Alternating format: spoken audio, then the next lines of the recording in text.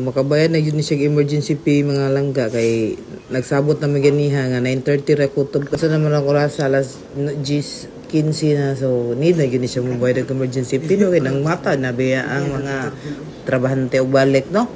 So aton siyang istoryahon mga langga kay anong karon pa siya nakaabot nga nagsabot naman mi nga 9:30 kutob ang clinic hour ha. Pindot.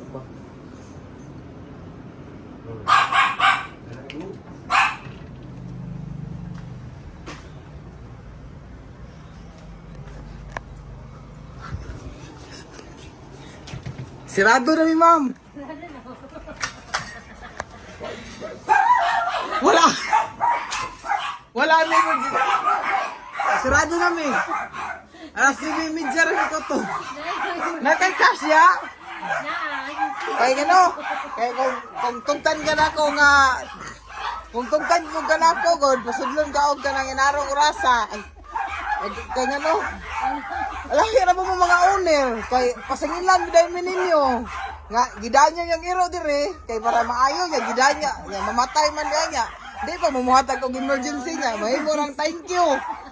Dapat kung sarado na dapat mahatag og emergency fee. Ayan ang gingon nga kanang kuan. Bawal lagi ma'am kay bami ana mo. Ingon no jikas sa dili to maabot. Kaso siya magikinahanglan jud. Abot ra na mo dawat ra mo Kaya yung mga ero ba, matag ba may bantay, moingon ra mo nga, gidara sa klinik para kuan day patyon. dawat ang sinsiyo ma'am. Sorry ma'am, kung kana lang imong kwarta, balik na lang kung ma'am.